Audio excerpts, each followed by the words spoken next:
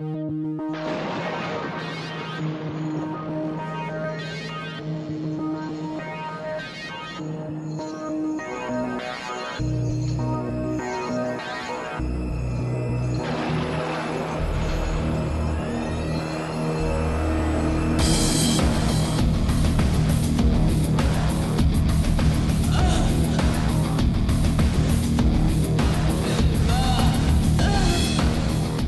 and welcome to episode number 30 of Shockwaves. I'm one of your hosts, Rob Galuzzo. Sitting across from me is Mr. Ryan Turek. Hello. I'm going to mix things up. Also here is Elric Kane. Aww. I'm in a different order. Hi, Rob. Hi. How are you? I'm good. That's good. Ryan, you're looking sharp. You were holding that damn Boddington's like a commercial. Like you're displaying it. I was being a pod person. He's like, well behaved tonight. He's wearing a suit jacket. He's freaking me out. The night he's young, though. Yeah. Possession shirt, though. The shirt's going to come off. We're not closing out this year with an Elric introduction slate. That, I don't know what No way. We're doing it wrong. And last but not least, Mr. I'll take it. Whoa there. Doctor, please. Guys, I know you don't think of me like that. But the only girl in the room. I meant to say doctor, and for some reason my mind went to Mr. But no, Dr. Rebecca McKenzie. Are you saying all doctors have to be boys, Rob? Is that it? No, so maybe subconsciously that's what I thought, but you're not. I will slam this theory later. You are not a man, baby. We are well aware. Watch out, millennial snowflakes. Rob's getting edgy over here. Jesus. So hi. Welcome to episode 30. Just to kick off right off the bat, we got to send a shout out to Ryan Larson, who is a gentleman that started the Shockwaves Horror Movie Club group on Facebook. Hell yeah. Let me tell you, we are all kind of blown away by it. It's really, really cool. And it was just, from my understanding, Ryan just wanted to chit-chat with a few people that also listen to the show about some of the movies we talk about, and then kind of, talk about recommendations and things like that. And it's kind of blossomed over the course of the last few days. I think right now there's 150 members in there. And if anything, the reason I like it, things are fine on our regular Facebook page, but the positive vibes and enthusiasm from the people that are in there, and obviously we've all dipped in and started interacting as well. It's something fun about continuing the conversation in this group.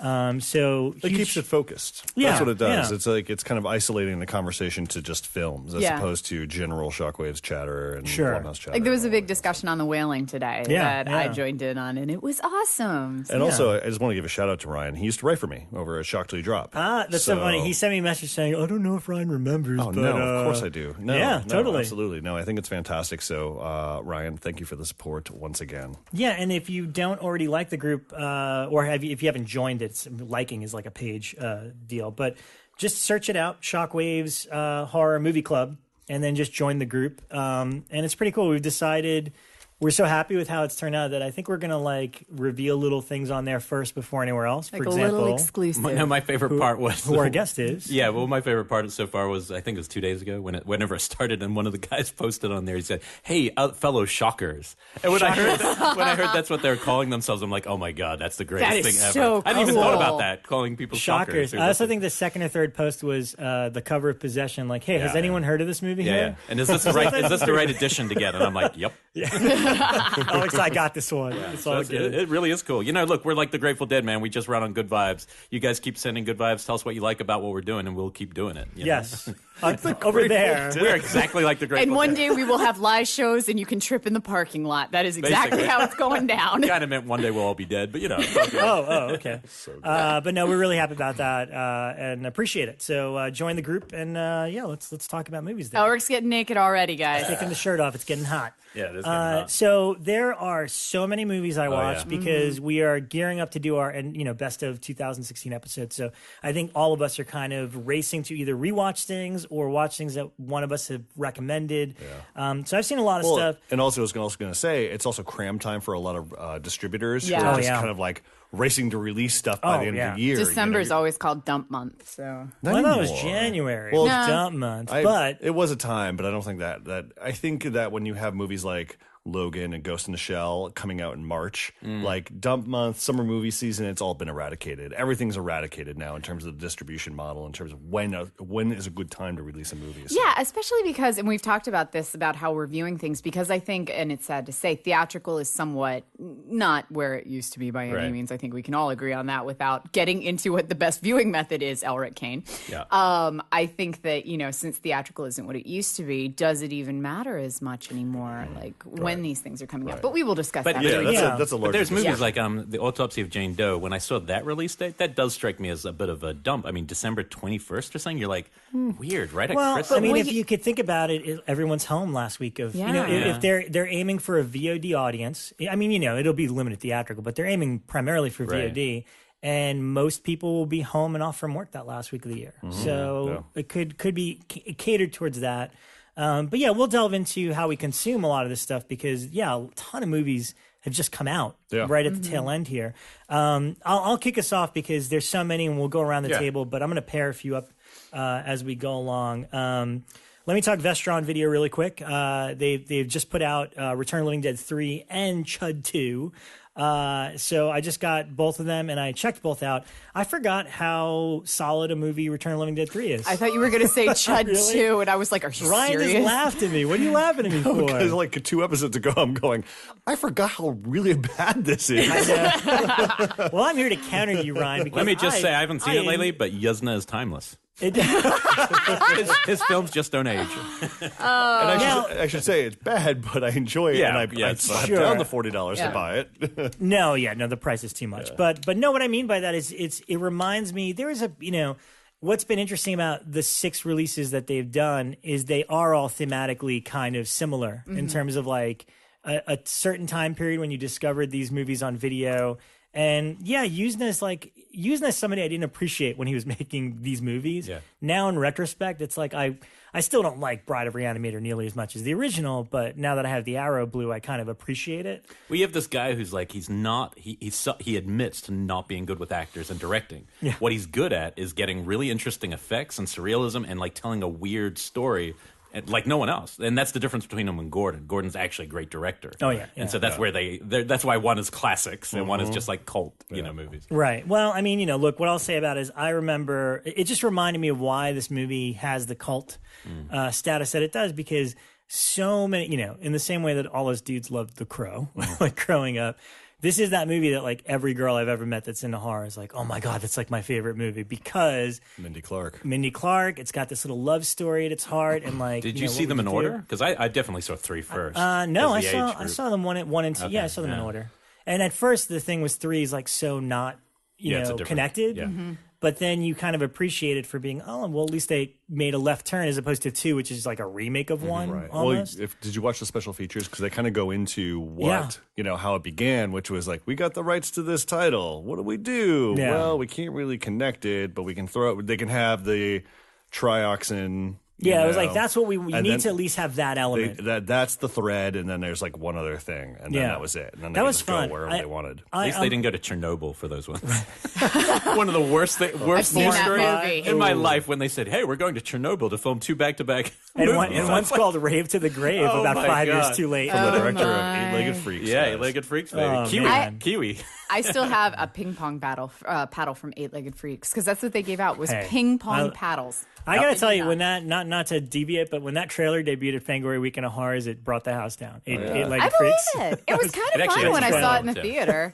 Ellery Ellicum or something. And we have traveled from CHUD II to Eight-Legged Freaks in a matter of 30 seconds. Why not? Guys. But no, Return 3 is cool, and again, I love Brian using this so candid about everything. So the special features are great. It's him and the screenwriter talking about how this thing came together, and so the funny thing, I don't know what order you watched the special features in, but it was a delight watching Mindy Clark talk about horror movies, her time doing this, not being in love with horror movies, and then her career, and then someone had mentioned during the interview, did you feel safe around? Being so scantily clad, did you feel safe around the crew? And she was like, oh, everybody was super respectful. Everybody was really great. Then you jump over to the Steve Johnson interview, and he's like, yeah, so that was really hot. And it's just like, he's like, I'm a guy, you know, and seeing her come out that way, I'm like, oh, Jesus Christ. Steve Johnson is my favorite new go-to in these behind the scenes. If he pops up in any of them, I know it's going to be honest and straight to the point. I still think his interview on Species 2 is one of the best that he's ever given. Yeah. So that was great. And then I jumped over to CHUD II, which, believe it or not, I don't think I've ever seen in its entirety. I don't think I can go back. Well, here's the thing. It's a little dry. It was one of my least favorite first viewings of my life. Well, my memory of it was, I mean, I don't remember. I haven't picked up CHUD yet, like Ryan has, but I don't remember either of them that well. No. So I just watched it as its own movie, right? And I actually thought it was kind of fun in the same way that a chopping mall and a blood diner. You know, it's not a great movie by any means, but it's kind of goofy having Garrett Graham be like this zombie guy that, you know, with it just fits that time perfectly. And it's funny because I think it's like 1990 or so. It's early 90s. What was the date on that? Yeah. Early 90s, but it totally feels like a late 80s movie. Like it still has that 80s vibe to it, and the 80s hair, of course. I think that's I'm Garrett curious Graham, about the though. yeah, it was, but I'm curious about the demand for that one because that's the movie I've never met anyone who's come up to me and go, "Oh, CHUD II is a great movie." Yeah, and yet they must have put that one out because there had been some sort of demand besides Bekah. I Right? bet Bekah's the demand. I was totally cheering right for here. it. I was like, come on, guys, why don't we have a CHUD II? Phantom of CHUD. Paradise fans were the pushed for it. Yeah. Used Cars is a better movie. But yeah, those both stylistically fit together and make sense. Yeah, no, I mean, and, I get there. I should rewatch it because as a kid, I wasn't prepared. I think I was like 11 when I started CHUD II, and I didn't have a clue what the hell that movie was. Yeah, I Yeah. liked it when I was a kid, but I mistakenly, this is one of those like you shouldn't rewatch your childhood memories things. A couple of years ago, I bought the VHS tape of it and rewatched it, and I was just like, wow, this is really boring, and nothing's really going on, and It's just a goofy CHUD horror more was great. CHUD, please. I got to do buy not CHUD. think I've ever seen it. Oh, I really? don't think I've ever seen it. All right, Wow. let's see. If you don't, Curious. it Needs more CHUD. well, I guess that's the thing is in the same way that Return 3 has nothing to really do with the other ones, it's the same thing with this. Yeah. The only connection is that they Which is refer too to them bad. as CHUDs. Which is too bad because you can actually take the CHUD idea a couple steps further. Oh, totally. You know, and spread it throughout. Oh, yeah. You know. It's and it's just a traditional horror comedy zombie movie. That's what it is. It's but it's more like Fido. Yeah, And yeah, Fido's a exactly. clever It's version exactly of like it, that. yeah, Yeah, from so if you memory. look at it like that, it's totally fine. But Interesting. anyway, I saw those. They're pretty good. I hope Vestron does some sort of sale because, yeah, I mean, my biggest critique, and I'm going to write an article about this probably before the year's out, is we have hit as collectors and fans, and I know our listeners probably relate to this. We have hit the bubble, and I mean, look, I don't make that much money, but I make enough where I love to pick the stuff up, and now like I question every release because I do Arrow's too. hitting us, Vestron's hitting us. Scream Factory's always been in the game, and they've kept it moderately priced. But between that and even the vinyl stuff, like this is the first time I've actually flinched at the Waxworks subscription club, and I haven't signed up yet because I can't afford it. So it's tough times. But anyway, Yeah, there's a lot to pick from, and I do have to like. I went through that where I was like, when they first released Blood Diner, I was like, holy crap, Blood Diner's coming to Blu-ray. Okay, can I justify $40 for Blood Diner? I did. I ended up picking up Blood Diner. Amazon but yeah. price is a little cheaper, but still. And you can usually, if you wait, like I swear, it's like 2 weeks, a used one will pop up in like perfect condition for like half the price. So I usually end up buying used like a couple of Yeah, I weeks. wonder. nothing wrong with I'm used. real There- curious what the price point is. I think it's like $25. I think 25 $25 is bucks average. for a new thing. I would be okay. And then parting with. and that's what Scream Factory usually charges for their new releases. It's Yeah. usually at the 25 mark. But really, Unless it's a larger special edition. I've seen like 32. Like those Vincent Maybe, Price ones I shelled out a bit more for. Right. Yeah, but well, those you are get more classic movies. films. Yeah. yeah, Right. that was a box set. Yeah, type it's stuff, got all that stuff on it. But really, I blame Arrow for kind of coming into invading into the U.S. territory and being like, Bride of Reanimator, $40. And you're like, I don't know. but it's I gotta limited. say, they're- like right now, I can't get Creepshow 2. I mean, they're putting out a regular one, but limited there's this edition. limited edition one. All these people ordered it, but apparently they're limited to 3,000. Amazon has canceled all orders. I ordered it from Target. I can't get it. I'm holding my Driller So- Killer Arrow release right now, and I'm really And your freaking Creep- excited your about Creepshow it. too as Yeah, well I on got your the Creep Show purse. 2 here I too. can't. And who would have thought? Like I can't get Creep. Well, yeah. See, Yeah. that's you have the regular one there, but Yeah, the Creep Show's the regular. It comes with there's a limited edition that comes with a slipcase and like a comic book. Oh, damn. And that one That you I cannot know. get. I'm Okay. super psyched about that Driller Merry Killer Christmas one. to us, guys. Oh hell Yeah, no! Bekah, we'll That take Driller Killer those. is totally mine. Okay, we spent way too much time on that. Go ahead, Ryan. You're up. So last Friday, Netflix debuted Spectral, which was a Legendary Yes. Pictures film. Legendary is the company behind Godzilla, the new Kong, Krampus. Part of Universal, right? No, Warner Brothers. Warner. Yeah, Okay. yeah, they're part of Warner Brothers. Trick or Treat. And so along the period of, I think, Godzilla getting announced and kind of like these bigger movies, they announced Spectral with this director, Nick Matthew. Which was supposed to open in August of 2016. And then August came and went. Yeah. Well, and what had happened was it was supposed to open in August. And I had heard testing was doing okay. But it was always labeled as Call of Duty meets Ghostbusters, which is like sends your imagination reeling a little bit.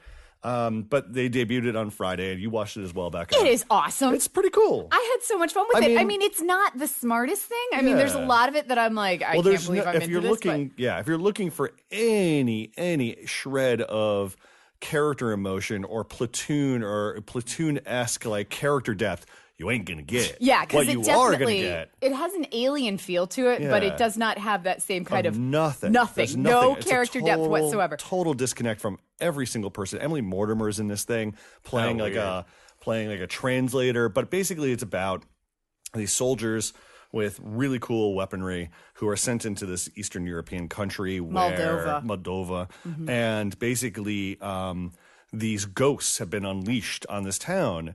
And you can't see them unless you've got this high-tech these goggles that you can actually see the ghosts. They're called spectral goggles. Yeah, something like that. Probably. Sure. And so what happens is they go in there, and when you're facing an enemy you can't see, then where do you run? Where can you hide? Blah, blah, blah. And basically they send this team in to go take care of the problem. The team realizes they're up against insurmountable odds, much like aliens, when they realize, we can beat them, oh shit, no we can't. Yeah, there's like no way to kill the ghosts, and if they touch you, you die immediately. Yeah, they blow through you like wind, and then you just like immediately drop. And so it's all about this squad that needs to figure out how to kill the ghosts, where the ghosts are coming from, why are they there? Are they actually ghosts? Are they man-made, and what's going on? And you kind of go with the mystery for a little bit. And you know what? If I was 15 or 13 years old, I would totally be into this movie. I would love it because it would play into that video game loving Turek that was like, I just want to see soldiers take on ghosts, And it has a great sense of escalation. It's got some pretty cool action, the ghosts kind of bounce around and float through people. I thought the scope was amazing because, that's a legendary money. There was some beautiful legendary money there because the horror films that we've gotten used to, because most horror films are like $2 million and under now, and I think even that's a little bit generous. Since horror films are working under reduced budgets, like to see something where it's like entire city landscapes and we're blowing up this building, here's 5,000 ghosts running at you. It's like, oh my god. You can still do that in Detroit. Yeah, exactly. But to speak to what Bekah is talking about is like Legendary has the bank account to do kind of mid-range movies. And I wouldn't even call this a horror movie. It's more of just kind of like first action sci-fi with hints of horror just because of the kind of supernatural element. Wait, so they would have sold this direct to Netflix? They sold it direct. They sold it direct to Netflix and made it, and Netflix was able to put the Netflix which original I think is actually a really smart move because having seen this, I have to say, if I had shelled out $40, like another $20 for a sitter, bought popcorn, dropped $60 and gone to see it, it would have been like, wah, wah, I am so pissed off. But seeing it on Netflix, I was like, I stumbled on it and was like, what's this? This looks cool. Yeah. Once again, and I was habits, just like, oh my God, this it. is amazing. And immediately I got on Facebook and Twitter and started tweeting about it and had people like, I just watched it tonight. That's it's fun. Don't expect the smartest movie. It didn't look like my jam, but I could see what the appeal Well, let me ask, and it could be apples and oranges, but speaking of Legendary, how does it compare in terms of like Pacific Rim, like as a sci-fi, because that feels to me like a perfect 13-year-old movie on the big screen sort of deal. Well, I mean, is it similar to that? Plot doesn't hold up as well as like Pacific Rim because it's not quite as it's not quite as leveled. I mean, there's not as much going on. Well, and what Spectral doesn't have is faces. It doesn't have Charlie Hunnam. It doesn't have all these people. Here you have James Badgedale, who I think most people will remember from Iron Man 3. But he's a great actor. But it's just like a bunch of just character actors, and then Emily Mortimer and stuff like that. But it's a perfectly like fine movie. I saw a lot of people bagging on it like ruthlessly, and it's like, guys, you know what? You sat back on a Friday night and you watched this on Netflix, you know? But like Bekah said, if you went to the movies and shelled out $60 for dinner, movies, babysitter, all that stuff, you would have been pissed.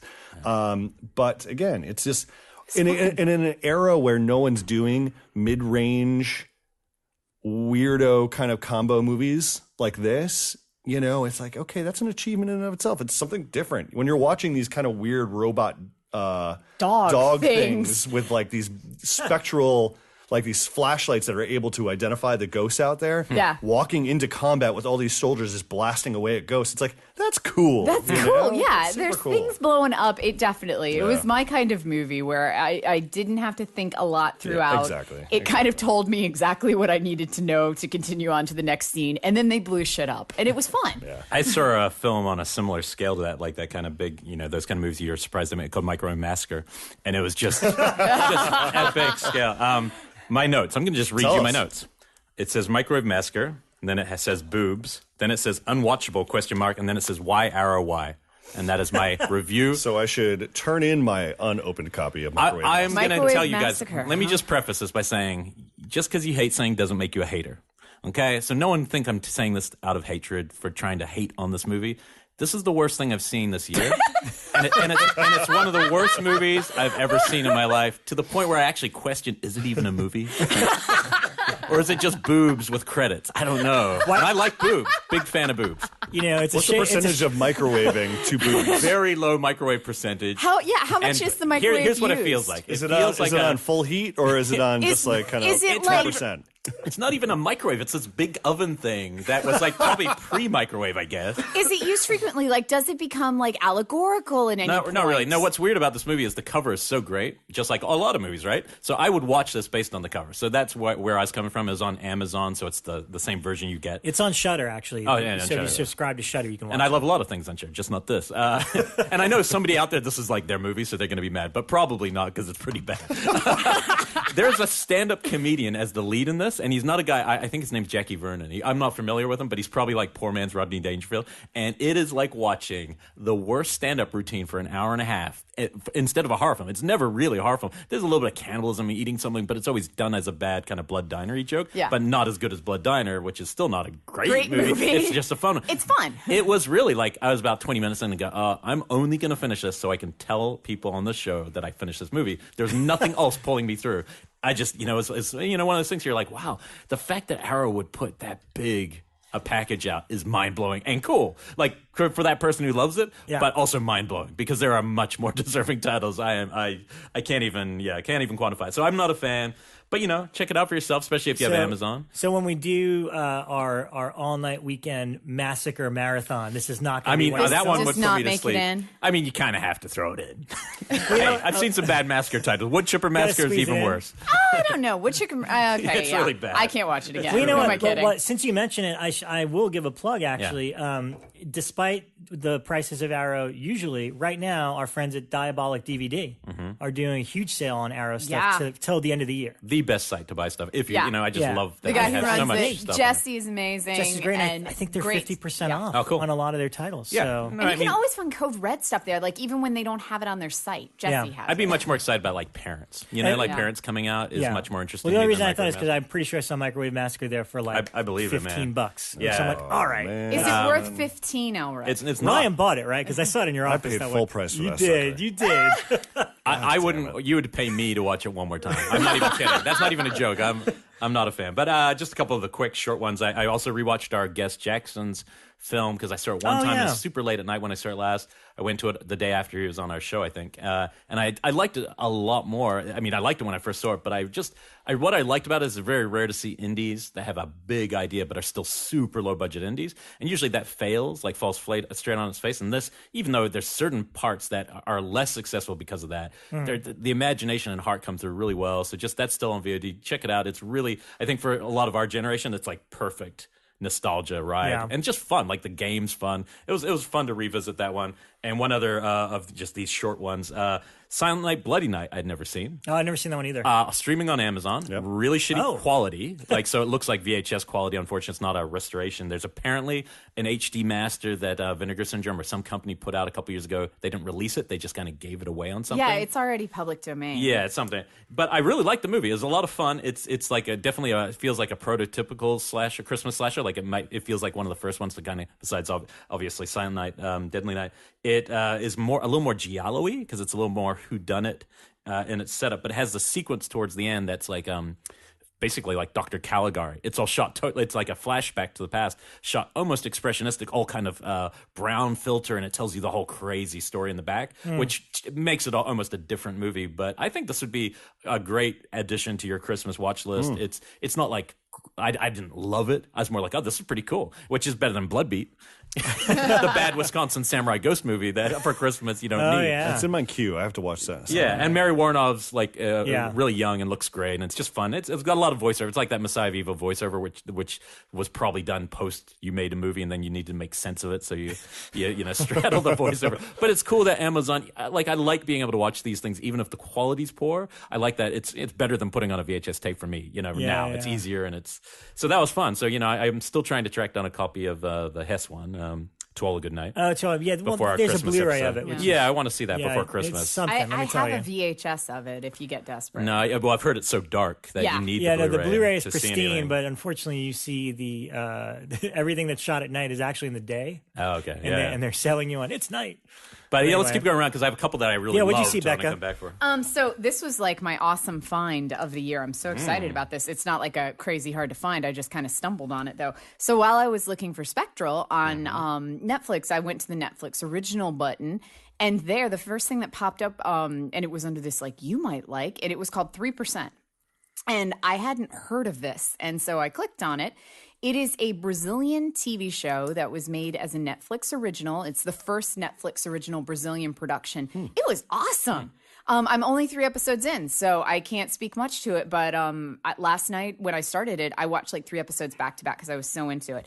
It is about, I'll say it's kind of Hunger Games meets Battle Royale meets Cube. And it's also got all these like really smart like puzzles and mind games in it. It is about a post-apocalyptic society where 3% of the population lives in this, and they haven't given much details about it. I assume more is going to be released later. 3% of the population lives in this magical land called the offshore, where everyone can follow their dreams and has money and there's no crime and everything like that. The other 97% of the population lives in absolute poverty, has no supplies, water is unheard of, so nobody can bathe or wash their hair or anything like that. Like, it's just absolute horrible conditions. When you turn 20, everyone goes into this thing called the process, and they pick 3% of the population to go to the offshore. You will never be heard of again. You will never go back and see your parents. And so it follows a group of 20-year-olds as they enter the process.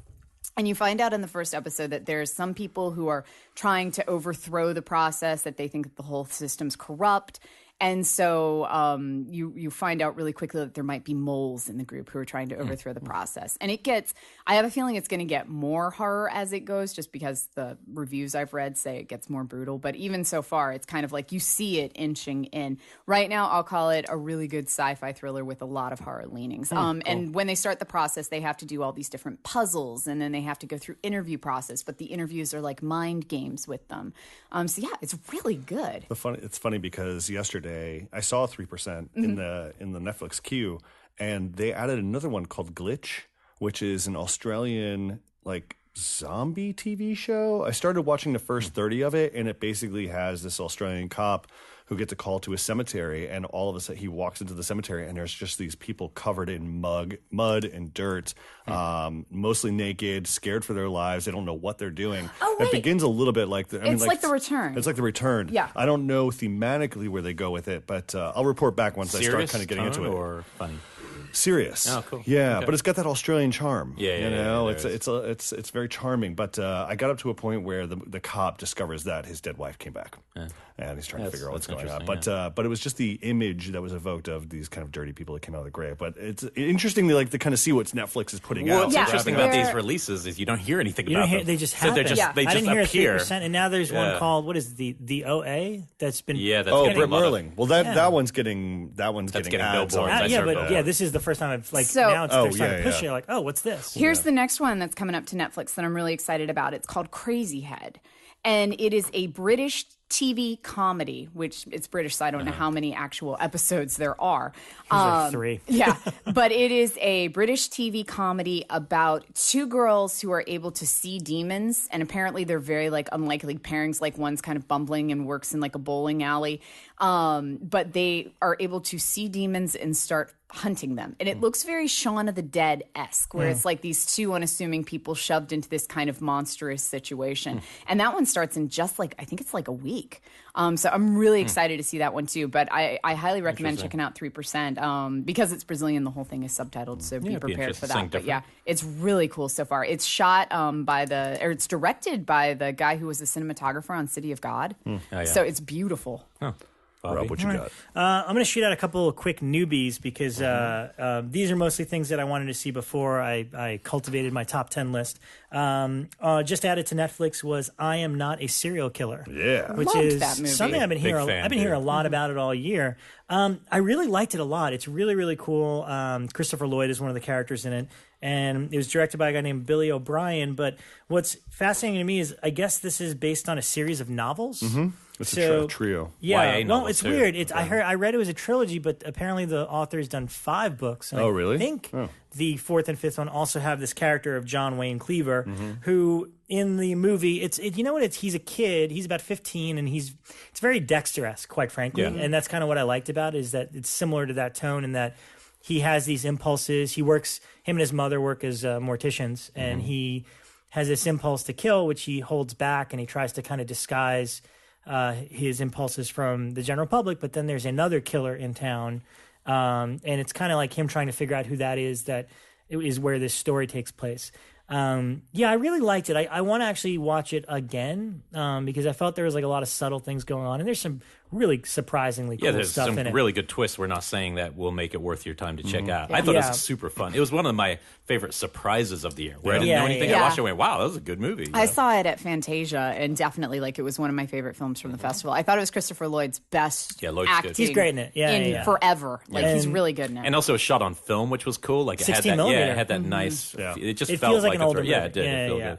So I saw that one on Netflix. I rented on Amazon Demon. I didn't even realize it finally got released, but this is the one that's been talked about quite a bit. Is this the one where the director committed suicide? Yes, this is a Polish film, and the director was Marcin Wrona. Yeah. And I know, Elric, you love this movie. Yeah, and it was. It's also very foreign. It's not. It doesn't fit easily into horror. It has great horror stuff in it, but it also has big comedy pieces and basically, it's a guy who moves to this. He's getting married to this. He's marrying into this family, and he's Polish, but been living in London versus actually regionally he's going Polish. back to Poland, and they're celebrating on the property. They're gonna have a giant wedding and everything, and.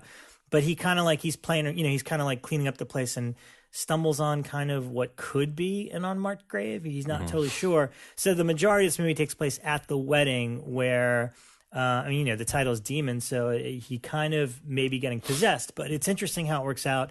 And, me and Ryan were talking about it before. I liked the film. I didn't love it. I think it's an amazingly well made and put together film, and there's a certain sense of dread and things in it. There was one scene in particular that I was telling Ryan about before that I loved, which is it's a very gradual thing, the idea of him getting possessed. But there's a scene where because in the middle of a wedding you're a little drunk, and there's a moment. It's kind of one long shot where everyone's dancing in a circle to kind of this festive Polish music. But you see him kind of being very distraught by the whole thing, and it made me as a viewer distraught watching it. And that's kind of the midway turning point where this all kind of happens. It's very similar in its way to The Wailing of being so uniquely what it is from its culture. Yes, yeah. Which is a little foreign to us, but then the horror things really work, but then it also is it's not going to give you exactly what you want as an American horror viewer because you're used to a certain ending. Like my biggest takeaway, and I bet you'll agree, is for me at least, if that movie had a dynamite ending, and I mean like big, yes, it would have been my number one. Not even I wouldn't even 100%. question, but because instead it chooses to go for this very minimal, simple thing that leaves you with hanging ideas, I kind of, it's not quite the movie you want it to be. It's probably the movie he wants it to be, but it's not quite the movie I want it to be. Yeah, they leave things so subtly that you, the audience, have to fill in a lot of the blanks, and so I appreciate that, and I liked it, and I'm glad I saw it. And of course, there's a little weird sense of dread knowing that the director is no longer with us. Yeah, I mean, I would go so far as to say it's my favorite debut of the year, and that's why it's even more heartbreaking, because I'm like, damn. Yeah, and the thing I will say is the lead guy who plays Pietro, Atal Taran, definitely one of the best performances this year, because he really goes there. I mean, he kind of starts out with this like cool Ewan McGregor swagger, but then he gets possessed, and like to be able to pull that off and really go for it. That really impressed me. That was the most impressive part. If you're a Polanski fan, this is the closest I've seen to the tone Polanski was able to make his films, which is there's comedy in there, that dark black, and like I saw the one thing about seeing that in the theater, I don't think visually you necessarily need to see this in the theater, but the theater, people are laughing their asses off because the side characters are hilarious at this wedding. It's very outrageous and strange, and the shots keep going. The shots are unbroken long takes. So it's one of those films you'll watch and go, man, I would have loved to have seen your second film, dude. It's a heartbreaking. That's the thing. It's like I saw it. I rented it on Netflix, and I was talking to Rob, and I talked about it a little bit in depth. I didn't share the same enthusiasm. I liked it a lot, but there was this weird kind of otherworldly disconnect to it, and it's to a lot of the things that you're talking about. I also found it profoundly sad. It is. It's a very sad film. Really sad movie because it was like on the happiest day of your life, you're going through this experience, and then real love. They're talking about a couple who are really in love. Yeah. And then they're just destroying everything around them. Yeah. So it's hard. I agree. It's hard. I think that's very Polish. I think that's very Eastern European because these are countries that kept getting taken over by other countries. And, I don't know. But it is far. The Wailing and that both had that thing where you're watching something that's like actually visionary. Like, wow, you guys are giving us a real vision here, but you can't completely get it. Yeah. Anyway, I'm excited for people to see it. Regardless, I'm glad you got to see it. I saw a film called Mercy by Chris Sparling, another Netflix original. This was a film that played on the film festival circuit. And Chris Sparling is the man who wrote Ryan Reynolds' movie Buried. And then he also did, I think he did ATM. But he directed this film, which it begins with sadness, and it's kind of like a family event in which two sons come to see their father upstairs. Their mother is very painfully passing away. Like she's going through a lot of stuff. And so the groundwork that Sparling lays is this kind of really high friction family dynamic, because you have the father, the mother, and then two sons who are related by blood, and then two other brothers who are from another dad or mom. I forgot. I lost track. So you've got these two sets of brothers who are already at odds with one another because they're all waiting to find out when mom dies and who's going to get the dough. And at the very beginning of the film, they receive this mysterious black bag, and you kind of try to figure out what the black bag is. The black bag was delivered to the home by the local church, which the mother was prominently featured in. She was always there, donating to church, and I think she was part of it. Anyways, what happens? It becomes a home invasion scenario. So you have these brothers there. You have the father, the mother, and then these masked killers come in, and there's kind of like a standoff situation, everybody looks out the window and they just see Mercy burned into the ground, and these masked killers all standing around. You're like, what's that mean? Do they want her to die? Do they want her to live? What's going on? Ultimately, it ends like it begins, which is really somber, but also kind of like a big question mark on everything as to like why we're kind of watching a film like this. Sparling kind of interjects a little bit of narrative cleverness by bringing us up to a certain point of the event and then resetting it. So suddenly, a bunch of people die, and then all of a sudden the reset button is hit, and then we see the events happen from another perspective. So it was interesting. I mean, like I didn't feel like I wasted my time, but at the end of the day, it was interesting to see Sparling as a filmmaker, and I definitely think he has the chops to go further. But in terms of this film, it was like a pure kind of demonstration piece, like something for the resume to kind of go, here's what I can do. Here are the actors I could play with. He had the lead actor who played Bob Benson on Mad Men. That was his lead actor. But it was just an interesting discovery. I had no idea that because I know I played a Tribeca, and then next thing I know, it's kind of like so the poster, Netflix, and then the poster, and the poster looks strangely like Cry Wolf, just because of the masked killer. But anyways, that's another one I saw.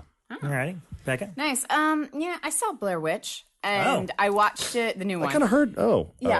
I was going to be snarky, and I was going to be like, oh yeah, Blair Witch. No, the new one, which I had not seen in the theater because I had planned to, and then there was some backlash, and Elric told me that that's great, I could probably wait. Don't get a babysitter, wait. Yeah, so I waited, and I watched it last night, and I saw it with a whole bunch of our non-horror friends who at the end were very anxious to see what I thought about it, and immediately turned to me and were like, what do you think? And I was like, I don't.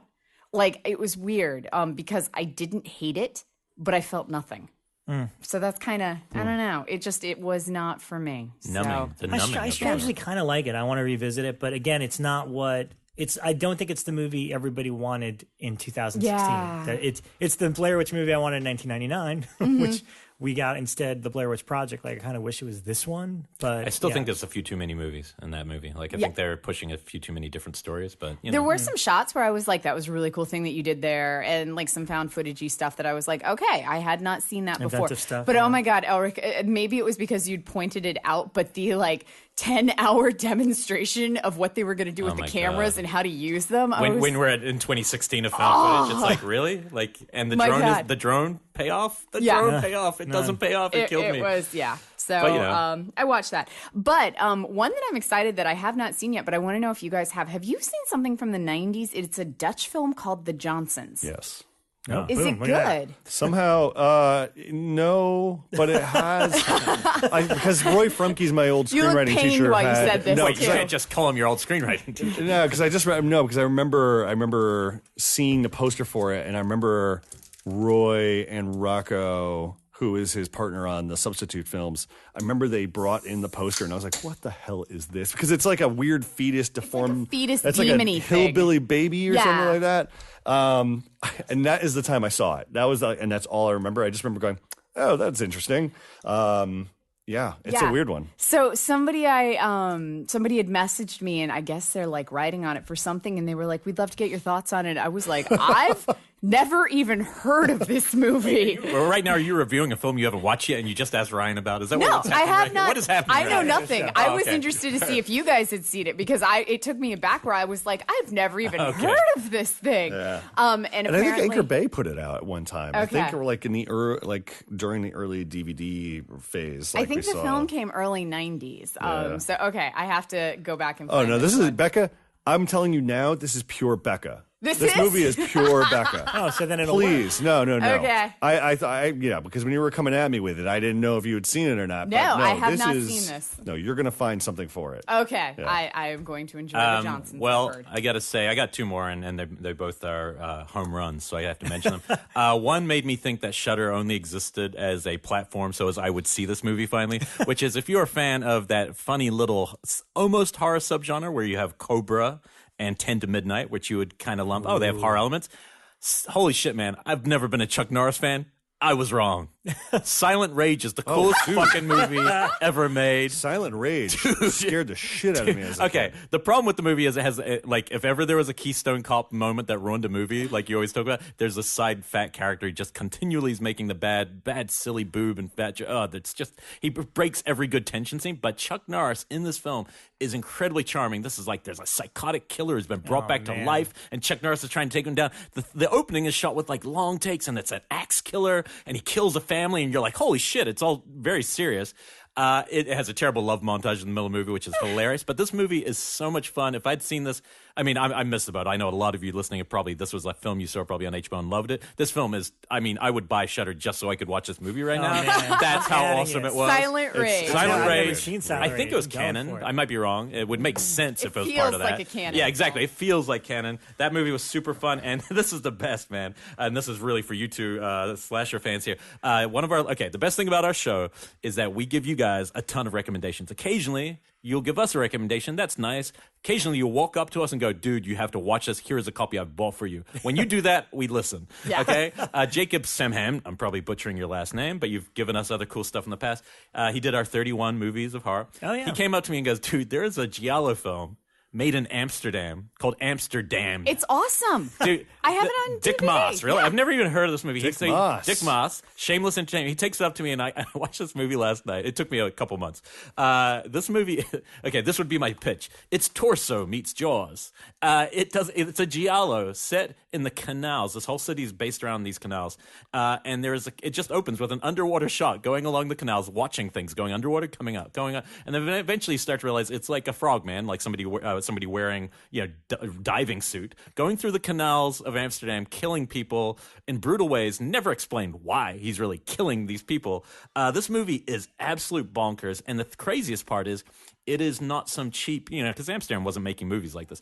It's not some cheap little giallo. This movie looks like a major, major action film. Has jet boats flying through the air and explosions, and then it has crazy violence to women. You know what the funny thing is Dick Moss is able to stretch a budget. I mean, if you've seen Sint. Sint. Have you seen Sint? Oh my God! Sint? You need to see Sint. What is Okay, Sint? how do you spell that? S-I-N-T. I've never heard of Dick Moss. This is all new. Wait a minute. He did The Lift. Have you ever seen The Lift? Yeah, I did see The Lift a long time. Oh, so weird. he did The Lift, and then he did the remake with okay. Naomi Watts, and then he did this movie. I see Sint. why you're on the show now. It's for moments like this. No, Occasionally, we're like, "Why is he here?" And then this happens. We're like, Let's just bring up some Dick Moss, and I'm like, Okay. guys, no, Sint is about Saint Nicholas. It's like the true, and Well, he it's listed is. as Saint usually. It's listed as Saint. Oh, you mean the newish one? Yeah. It's newish, right? Yeah. Oh, okay. It I've came seen out the like cover. last I've never couple seen years. it, but I'm going to watch it this is Christmas. so good, and it's also on Shudder. I can't believe it's that same guy. Oh. Yeah.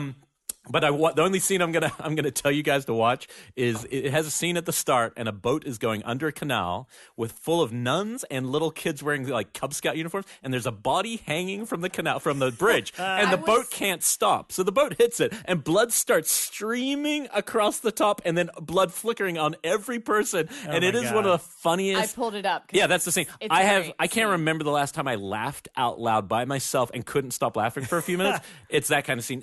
In parts, it's kind of boring film because it's very much a police procedural kind of movie.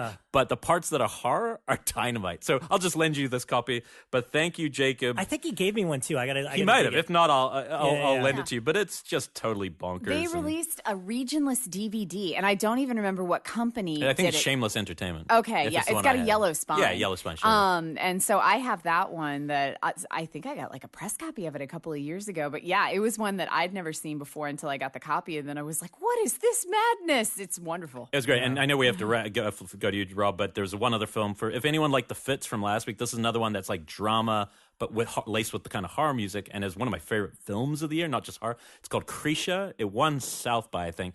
It is about a 65-year-old woman coming home for Thanksgiving, and she is a tornado of everything that is going to destroy the world of her family and friends, and she's been a problem in their family. And this movie, it had a lot of similarities to someone in our family that I recognized this character, and I think a lot of people will. But the opening shot is this, elderly woman, 65, her face with horror music peaking on the first shot, and you're like, what the fuck is this? Then it becomes just this family drama. But you realize what they're saying is the horror of real life. Like a turkey hits the ground, you're like, oh my God. Like, it's that kind of movie. And I thought this movie was absolutely genius. It's not straight horror, but it's visionary. The guy made it in 7 days with his real family and all the roles. And this film, it's actually pretty scary. And I would highly... So if you like the kind of recommendations when I throw you like The Fits or something, that kind of movie, Krisha fits into that niche. Where did you see it? I'm so glad you saw it. I have to watch that and The Fits during my holiday break. Krisha was just nuts. And I think a lot of you will like... That was Amazon free too, right that's now. on Amazon? And it's brand Is new. The Wait a minute, Fits just free? hit? Yeah, Krisha just hit, and I just watched it. It's great. That makes great me movie. thrilled. So, there's some really the trend between those two films are these realistic dramas that will lace horror music onto a drama scene and change the whole movie. Yeah. It becomes a different thing. It's not quite horror, but they're playing with the way you feel about something, and I find that fascinating. Like, it's just an interesting trend, Yeah. Right. All right, I'm going to finish up with my last few. I don't want to get too into it because I'm going to talk at length about it during our best of, but I saw The Eyes of My Mother. Boom.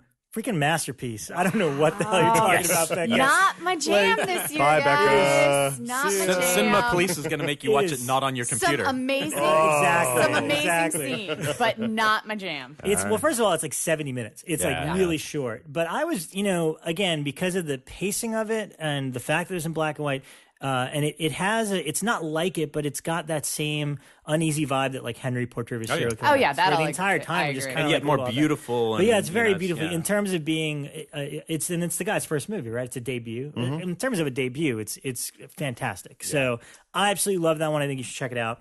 I also saw another one that you saw last week. I saw Siren, the adaptation of Amateur Night, which is the opening scene in VHS. You know what? I had a lot of fun with this movie, and that's the thing is, every once in a while, you want to watch the serious art house movie like The Eyes of My Mother. Yeah, but you can't watch it all the time, right? And the other days, you want to watch something just batshit and fun like Siren. And the reason I had so much fun with it, other than the fact that I'm kind of in love with Hannah Fierman, the lead who plays the Siren. She's really great. There's something visually exciting about her. But there's one scene in particular that made the movie for me, and it's basically there's a moment at a diner where there's a couple of cops and people, and they pull Chase Williamson. Basically, she's after Chase. She's gotten his scent. And he's the final girl. He's the final girl on it. And he's essentially getting arrested. And then you see her coming out of the woods towards them.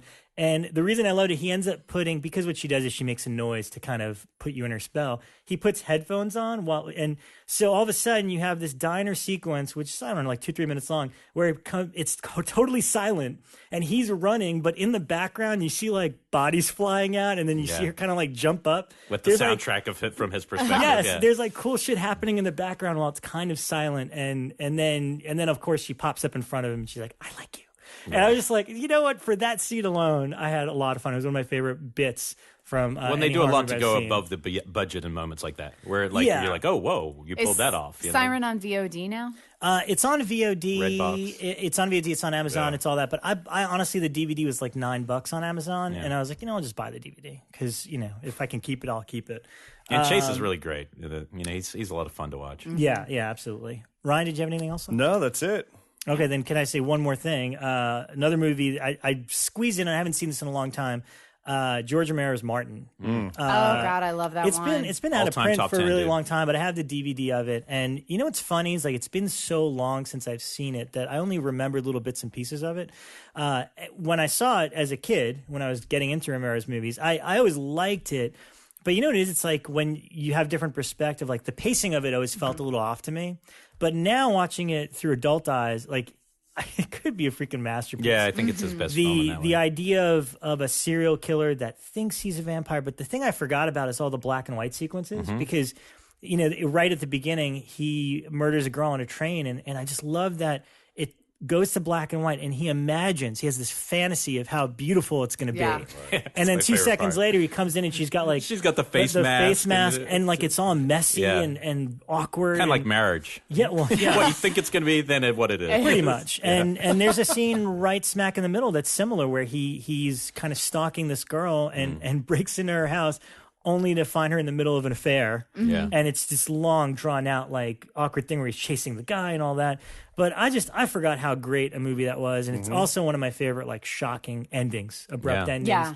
And the film that I think it might be my number one deserving of a Blu-ray.